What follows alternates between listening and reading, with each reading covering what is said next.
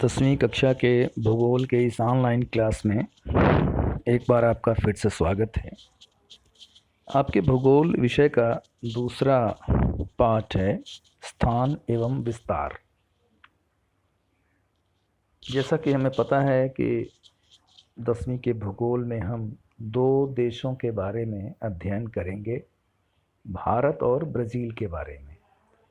तो यहाँ दो देशों के ध्वज दिए गए हैं, दो देशों का झंडा दिया गया है।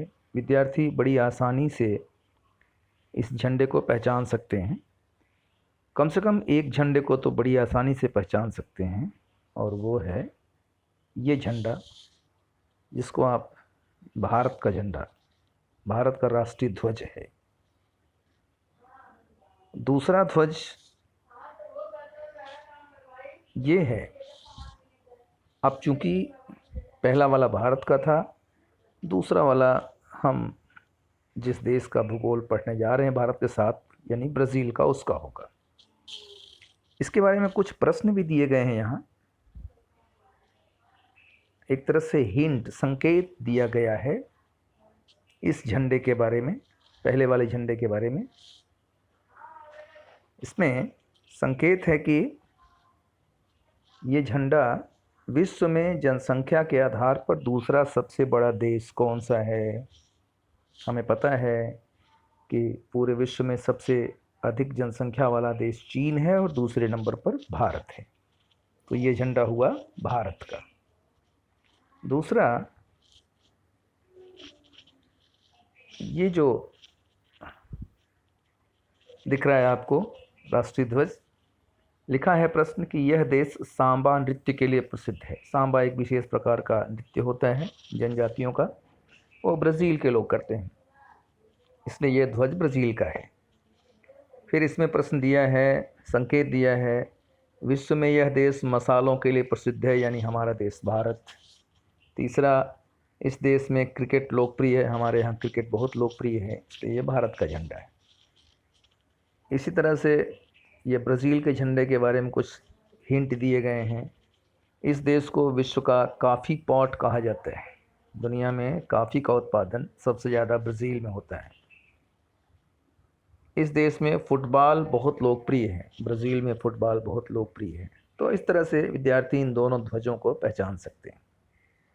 अब आइए हम चर्चा करते हैं दोनों देशों की स्थिति। स्थान, स्थान का मतलब है कि वो दोनों देश विश्व के मानचित्र में कहाँ पर हैं, उनकी स्थिति क्या है, उसको पहचानना, यानी उसके स्थान को पहचानना है।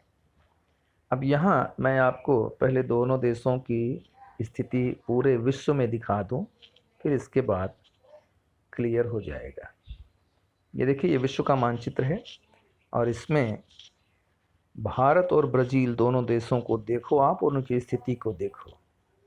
ये ब्राज़ील है, ये जो हिस्सा है ब्राज़ील का, और यहाँ पर ये मानचित्र है भारत का। अब विद्यार्थी दोनों देशों को देखें, उनकी स्थिति देखें। आपको पता है कि ये जो रेखा बनी हुई है, एक मिनट है,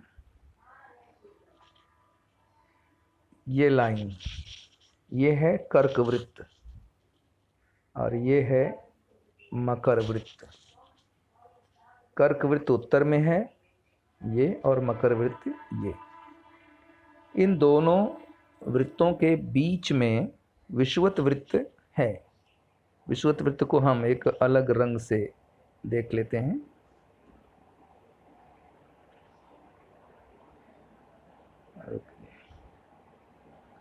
इन दोनों रेखाओं के बीच में, यानी यहाँ ऐसे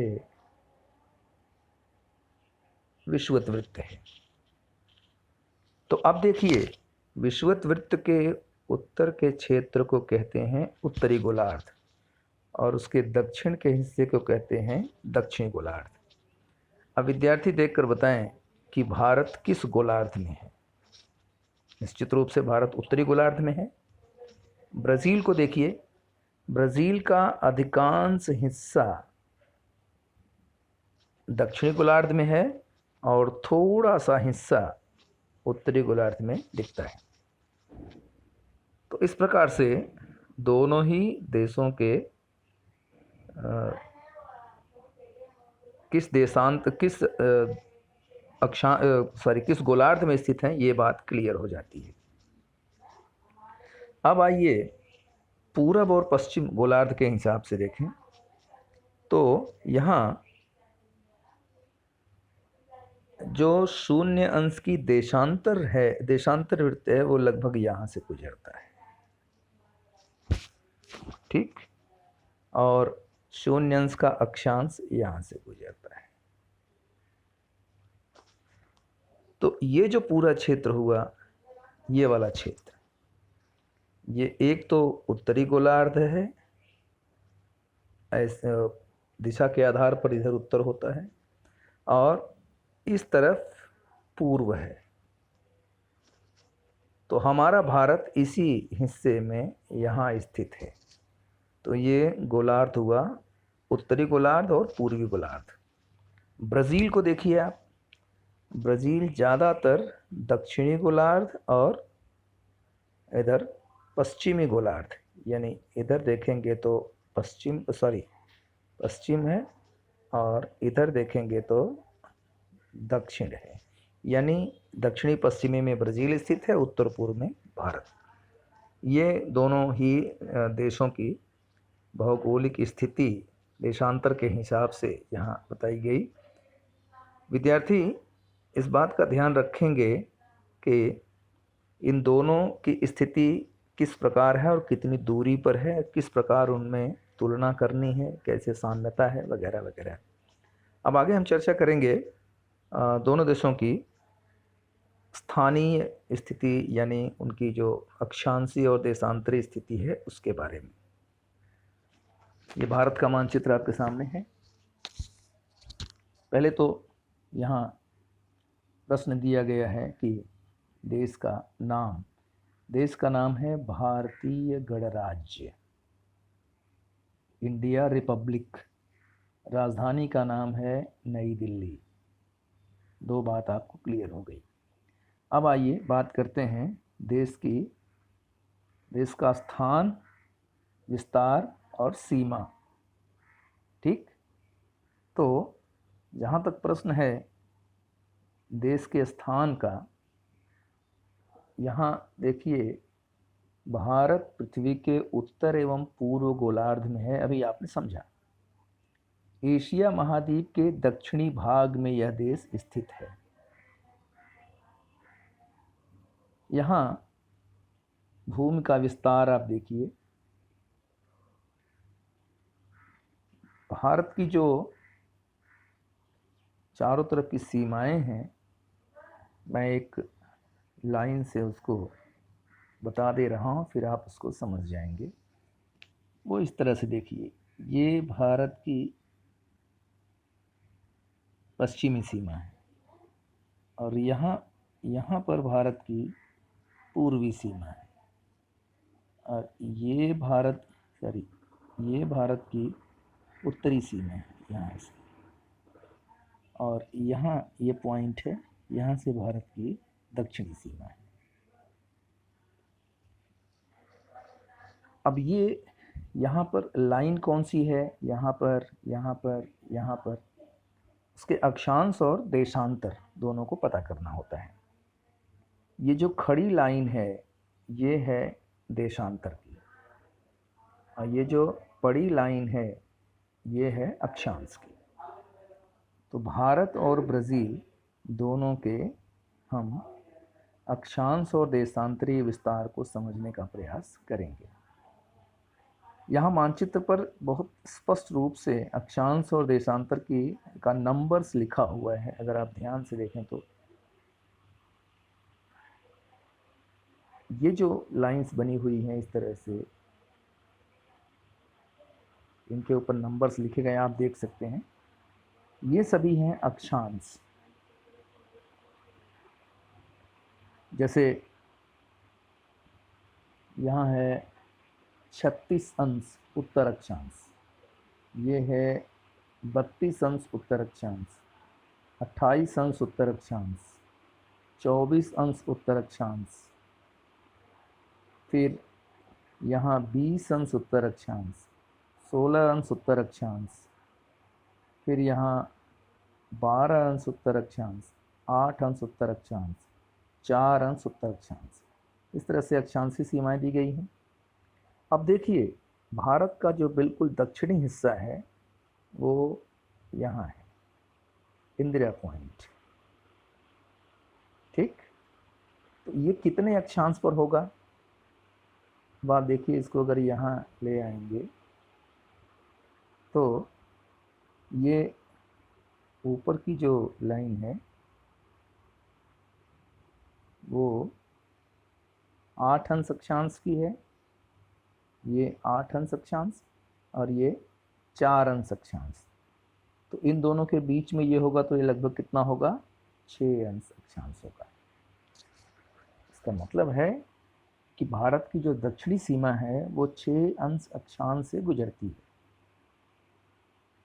अब उत्तरी सीमा को देखें।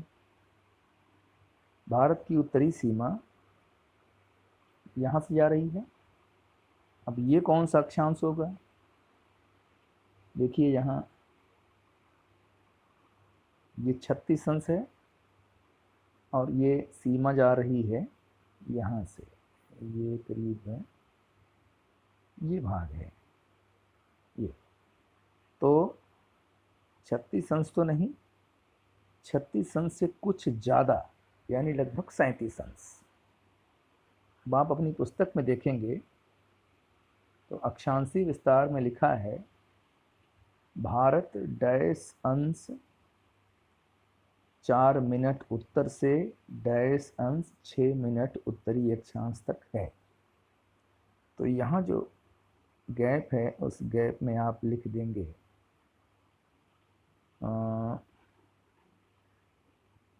यहाँ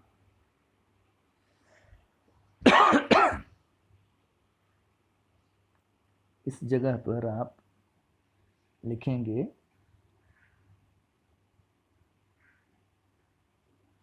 भारत का ही है ना।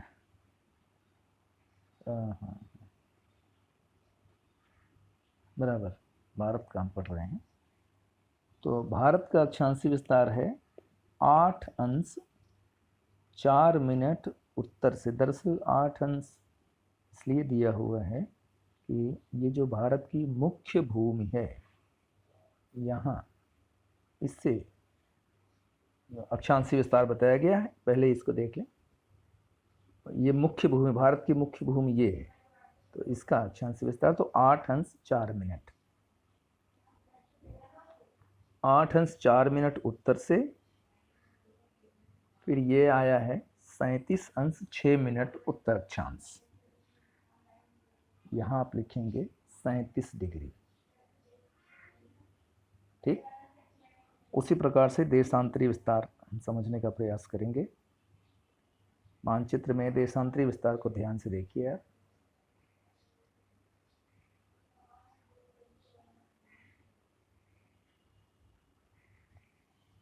आइए तो देशांतरी विस्तार को हम देखते हैं। जैसा कि मैंने बताया था कि ये जो इस तरह की लाइंस हैं वो देशांतर लाइंस हैं, देशांतर रेखाएं हैं।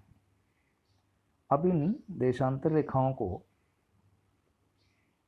देखिए, भारत के उत्तर और दक्षिण, पूर्व और पश्चिम में इनका मान क्या है। तो भारत की पूर्वी सीमा पर अगर देखेंगे आप तो ये स्थान पड़ता है, ये, यानी यहाँ जो लाइन होगी उसका मान देखना है। तो यहाँ जो लाइन उसका मान देखिए, यहाँ लिखा है 100 डिग्री, यहाँ लिखा है 96 डिग्री, और ये 96 डिग्री से 100 डिग्री के बीच में कहीं है। तो ये 97 हो सकता है, 98 हो सकता है, यही हो सकता है। तो 98 डिग्री पूर्वी देशांतर, ये बात तो कंफर्म हो गई। तो यहाँ जो प्रश्न आप देख रहे हो, इसका जो यहाँ उत्तर लिखना है, तो देशांतर में आप यहाँ लिखोगे, ये पूर्व से है ना यहाँ पर, यानी यहाँ पर आप डाल दोगे 97 डिग्री, 97 डिग्री, फिर आगे 25 मिनट पूर्वी देशांतर या रेखांश है। बच गया आपका प्रश्न ये, यानी इसका कहाँ से प्रारंभ है। तो प्रारंभ में आप देखेंगे तो इसकी सीमा यहाँ बन रही थी। अब देखिए ये कौन सी डिग्री है, कितने डिग्री पर है, ये 68 डिग्री की लाइन है, 68 डिग्री की लाइन यहाँ आप देख सकते हो, वही लाइन है चली आ रही है। तो आप यहाँ प्रश्न में लिख दो, यहाँ उत्तर में लिख दोगे 68 डिग्री। अब आपका प्रश्न क्लियर हो गया। 68 डिग्री 7 मिनट पूर्व से 97 डिग्री 25 मिनट पूर्वी रेखांश, ये भारत का अक्षांशीय विस्तार हुआ।